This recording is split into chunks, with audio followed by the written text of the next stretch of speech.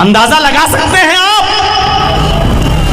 खैर और बरकत आए कहां से आज हमारे घरों में? हमने दीनदारी को मायार बनाना छोड़ दिया है। ये तो लड़के वालों को हुक्म है कि लड़की के अंदर दीनदारी देखो। अब एक हदीस में आपके सामने पढ़ने जा रहा हूं जिसमें अल्लाह के नबी सल्लल्लाहु अलैहि वसल्लम लड़कियों वालों से कह रहे हैं, आए लड़कियों वालों, तुम्हारे पास जब कोई दीनदार लड़के का पैगाम आए तो उस पैगाम को तुम रायगा और बेकार न जाने देना। तुम्हें भी दीनदार लड़के के साथ अपनी बेटी का निकाह करना है। इज़ा खतब इलैकुम मन तरज़ौन दीनहु व खुलुक़हु, इज़ा खतब इलैकुम मन तरज़ौन दीनहु व खुलुक़हु फज़व्विजूहु इल्ला तफ़अलूहु तकुन फितनतुन फिल अर्ज़ि व फ़सादुन अरीज़।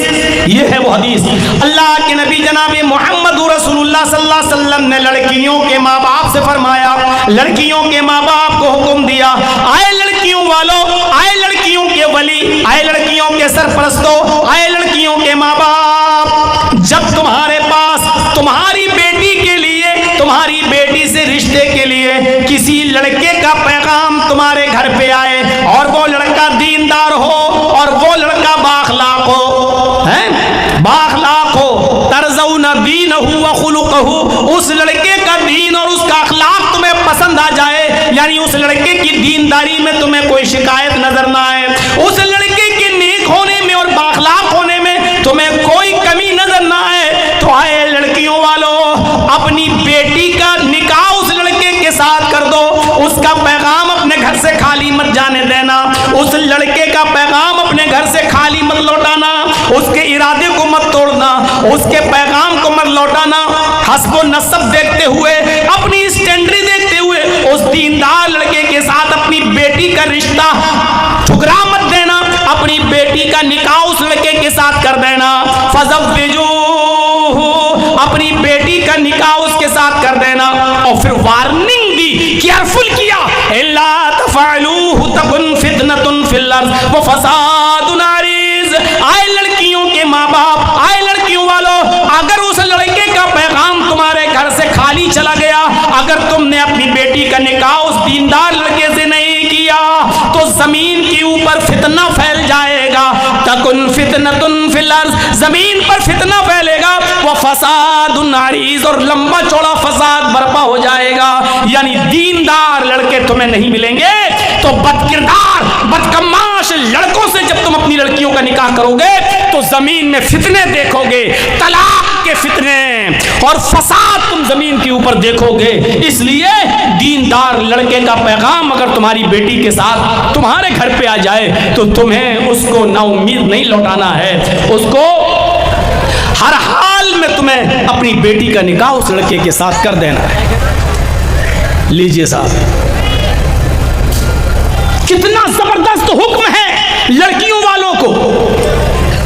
अब साहब कहोगे हाँ लड़का तो नेक है, नमाजी है, ताज्जुद गुजार है, बहुत अच्छा है, अखलाक भी अच्छा है, लेकिन मेरे स्टेटस का नहीं है, मेरी लड़की इतनी पढ़ी लिखी, उस आदमी के साथ निकाह करेंगे?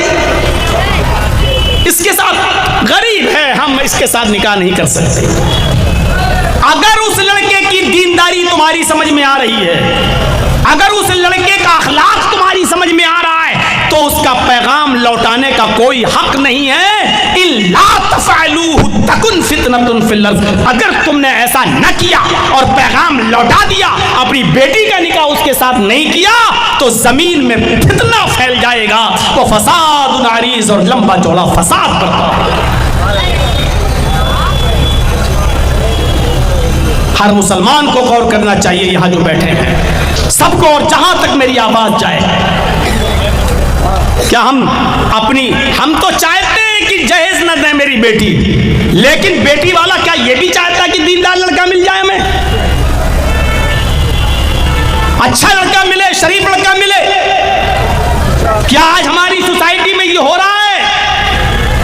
और नहीं हो रहा है तो ये कब होगा? एक लंबा अरसा गुजर चुका है मेरे भाइयों, तकरीरें और जलसे और जुलूस, रोजाना इश्तिहार देख लो, रोजाना पंपलेट देख लो, रोजाना इजलास देख लो, लेकिन सुधार कितना है ये हर इंसान अपने गरीबान में मुंह डालकर देखे और झांके। शादियों के नाम पर कितना खर्चा, निकाह के नाम पर कितना खर्चा, बारात के नाम पर कितने आदमियों की शिरकत। इन्ना आज़मन निकाही बरकतन ऐसरुहा मऊनतन।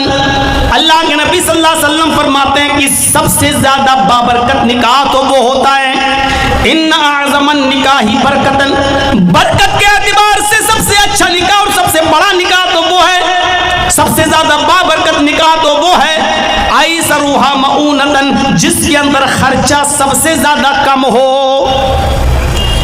जिसके अंदर खर्च सबसे ज्यादा कम हो, वो सबसे बड़ा बाबरकत निकाह माना जाता है, सबसे अच्छा निकाह माना जाता है शरीयत के अंदर। लेकिन आज हमारे समाज और सोसाइटी में ये देखा जाता है कि उसने अपनी बेटी की शादी में कितना खर्च किया, उसने अपने बेटे की शादी में कितना खर्च किया। आज खर्च से मायार देखा जाता है कि किसकी शादी अच्छी हुई किसकी बुरी। अल्लाह के रसूल ने अच्छी और बुरी शादी, बाबरकत और गैर बरकती शादी की निशानदेही बता दी है। आपने फरमाया इन्ना आज़मन निकाही बरकतन ऐसरुहा मऊनतन, बरकत के एतबार से सबसे अच्छा निकाह वो है, सबसे बड़ा निकाह वो है, सबसे बाबरकत निकाह वो है जिसके अंदर खर्चा सबसे ज्यादा कम हो। यानी जिस शादी में खर्चा जितना कम होगा वो उतना ही बाबरकत निकाह होगा। इसका उल्टा मफहूम अगर आप निकालेंगे तो इसका उल्टा मफहूम ये निकलेगा, जिस निकाह में खर्चा जितना ज्यादा होगा वो बरकत के एतबार से उतना ही खाली होगा। जिस निकाह में जितना ज्यादा खर्चा होगा बरकत के एतबार से वो इतना कमजोर होगा वो निकाह। फजूल खर्ची हमारे समाज को खा गई, हमारे समाज को चाट गई, हमें तहस नहस कर दिया। अरे फजूल खर्ची तो अच्छे कामों में भी